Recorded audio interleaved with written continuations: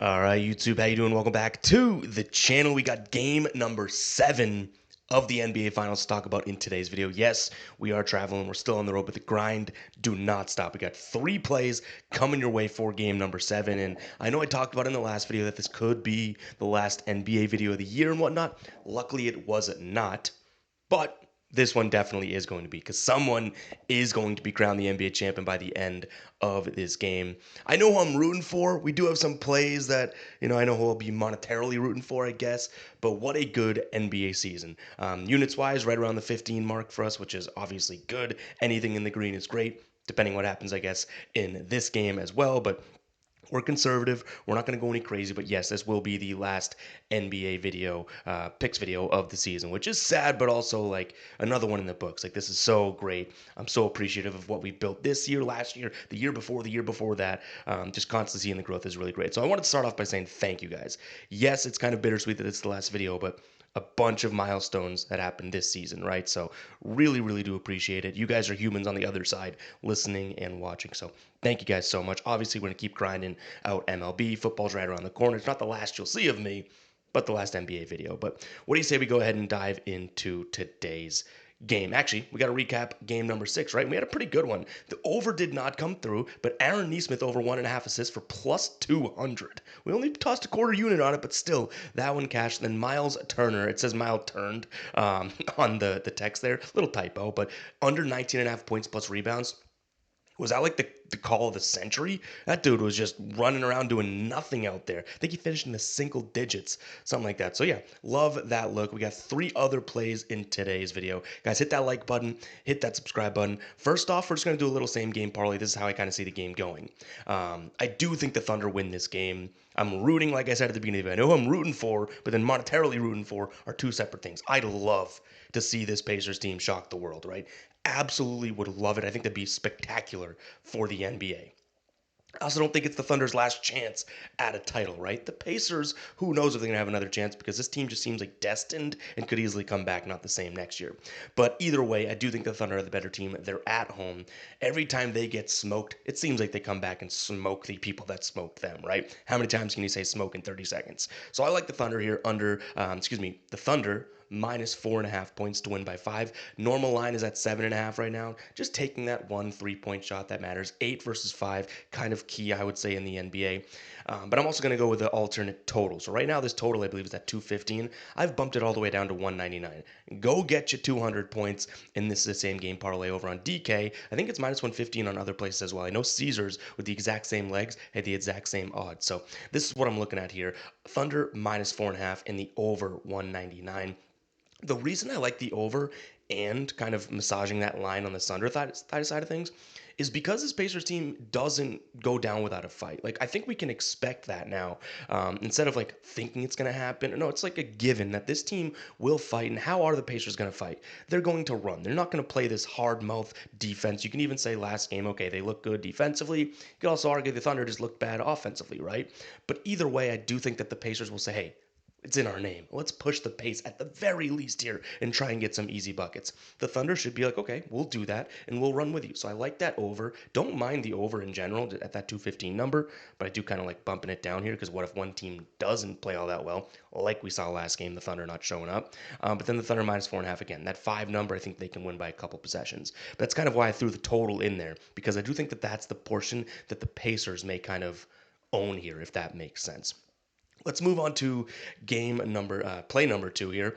It's going to be Pascal Siakam over 1.5 steals plus blocks. I actually really like this play. We haven't touched a steals plus blocks play in quite some time.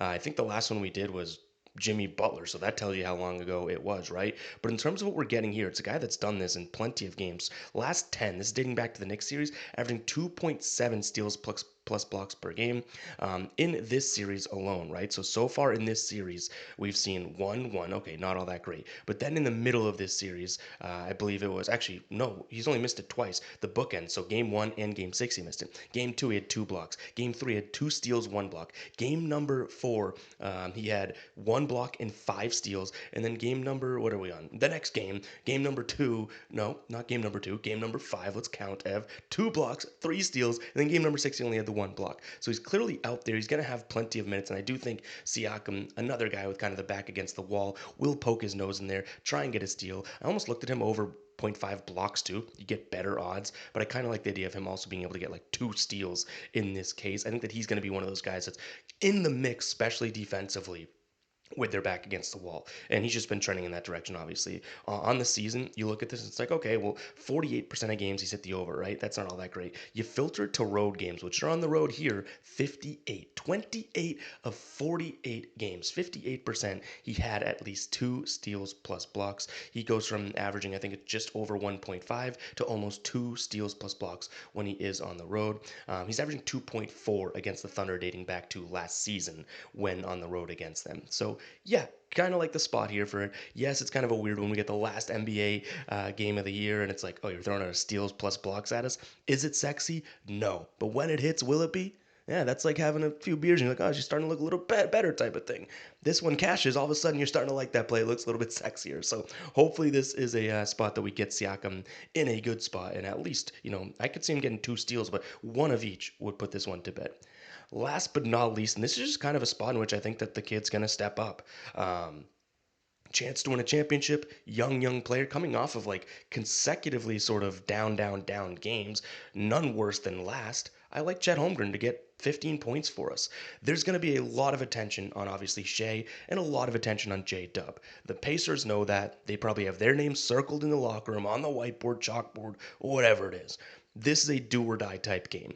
The Pacers are going to come in and say, let's throw everything we can at Shea. And anything else that's remaining, we'll throw it at J-Dub. Chet Holmgren, I'm thinking, gets to like 12 tonight and easily in a sense, and I'm hoping he can be a baller enough to put in a few more. I think that he could have a decent, really good bounce back game. Now, it's also worth noting he is at home, right? So some of these road games that he's really struggled in, obviously we're on the road, but I do like him and feel a little bit more comfortable backing him when at home, right? So in terms of the numbers behind that, I wouldn't necessarily sit here and tell you that it's totally like a road home split that's going to make you feel good, but I guess on the season, he averaged, I think it was 14.5 at home, but in the last 20 at home, it goes up a little bit, right? So I kind of like that spot ultimately. I think in the last 10, it's like 14.7. So hopefully we're getting a little bit more and more comfortable in this series. So far, when at home, he's had this number. He's hit it twice, but ultimately he's had kind of, like I said, an iffy type of a run here. This is very much a contrarian pick, and it's also predicated on, or based on, I should say,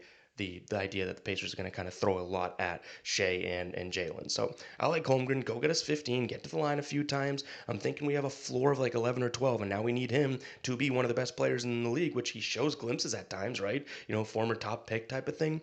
Hopefully he can go out there and get us a few buckets that he actually has to work for. But yeah, guys, it's going to wrap it up for this video and the NBA season. We'll probably be dropping this the day before the finals, maybe like in the evening. I'll schedule it. So yeah, if you're watching this, it is what it is, right? It's the end of the season. Like I say, bittersweet. It's gonna be crazy not being like, oh, we got X amount of games on today's NBA slate to talk about, but it is what it is. Bittersweet, but obviously pretty damn sweet. And we'll obviously be back. And it's not the last of me. MLB, NFL, all that stuff you'll see me here. But talking basketball is my favorite. And you know what? It's coming to an end. So almost want to shed a tear, but it'd be tears of joy there, right? But anyways, that's all I have for you guys. Just to recap real quick, we do have that same game parlay. We like Pascal. This might be my favorite play on the board, even though it's not sexy.